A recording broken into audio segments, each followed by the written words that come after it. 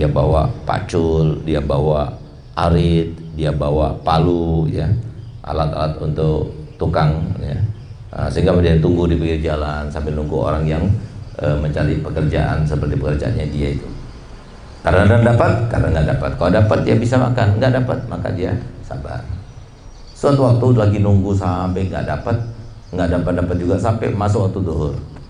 Ketika datang dimandangkan azan zuhur, dia masuk masjid. Ketika masuk masjid setelah sholat zuhur, ternyata ada ustadznya yang kultum di situ. Nah, kultumnya membawa hadis ini. Kata Nabi, sholawat itu kalau dibaca oleh orang kaya berkah kekayaannya. Kalau dibaca orang miskin maka Allah akan menurunkan kekayaan langsung dari atas langit.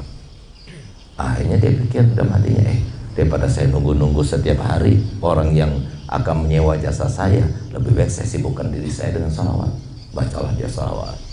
Dia pergi ke masjid, dari rumah langsung pergi ke masjid, nggak lagi nunggu, ya, seperti biasanya dari jalan dia langsung masjid baca salawat.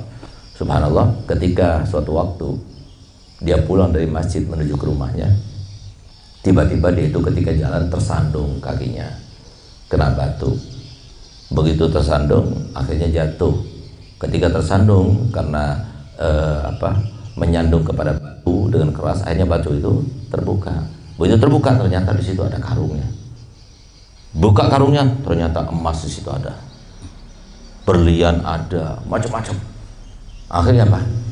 Dia sadar, wah ini berarti artinya hadis itu.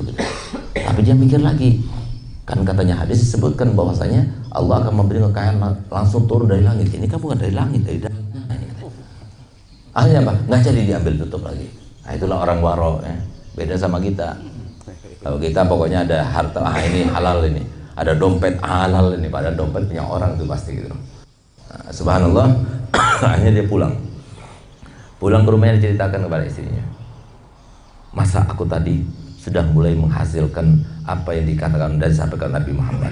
Ketika saya pulang daripada membaca sholawat di masjid, tiba-tiba aku tersandung dan terbuka batunya, dan ternyata di bawah batu itu ada karung, isinya itu emas, perak, dan berbagai macam perhiasan. Akhirnya kata istrinya, ambil. Enggak, saya tidak ambil, karena katanya Nabi itu datangnya dari langit bukan dari bumi.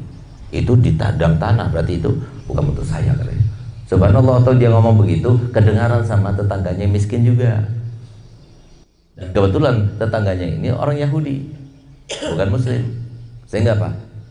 Dia bilang kepada istrinya, jangan-jangan ceritanya Muslim yang sebelah itu benar. Ayo kita pergi ke sana seperti yang dikatakan itu. Ternyata pergi ke sana, benar ada karungnya, nggak dibuka sama dia, langsung dibawa ke rumahnya. Begitu dibawa ke rumahnya, baru dibuka. Ketika dibuka, ternyata apa? Isinya kalajengking, ular dan sebagainya. Kurang ajar ini Muslim ini. Ternyata Muslim itu dia ingin menjebak kita biar kita mati. Akhirnya apa? Dia naik ke atas loteng, kemudian dikeluarkan isinya dari atas loteng. Subhanallah, istrinya dia lagi berkeluh kesah, sedih, gak ada yang mau dimakan. Tiba-tiba pas begitu dilempar sama Yahudi, berubah keloteng emas semuanya. Nah, jadi artinya apa? Kalau rezekinya gak bakal mana-mana. Kalau bukan rezekinya berupa ular, tapi kalau rezekinya berupa emas, jadi gak bakal mana-mana. Oleh karena dikatakan oleh Imam Ghazali, kalau kamu tidak tahu kemana rezekimu, di mana rezekimu, maka hendaknya kamu pastikan bahwasanya rezeki itu sangat tahu di mana alamatmu. Tidak akan sampai salah, enggak. Oleh karenanya kata Ibnu Haddad,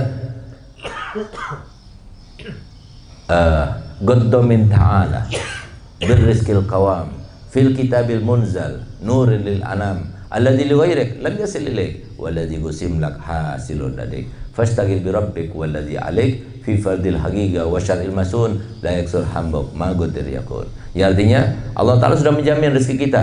Di dalam Al-Quran disebutkan wa ma min dabbatin fil ardi Allahi rizquha. Tidak ada satu binatang melata pun yang punya akal maupun tidak punya akal, cecak pun, nyamuk pun, semuanya ditanggung oleh Allah Ta'ala rezekinya. Apalagi punya akal manusia yang bisa menggunakan akalnya.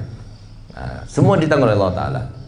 Kalau kita sudah tahu Allah jadi ghairek, yang bukan untuk kalian tidak akan sampai kepada kalian, tapi yang untuk kalian pasti akan sampai kepada kalian. Kalau begitu sibukkan diri kalian, dakwah untuk Allah. Jangan karena rezeki bakal mana-mana ngikut ya.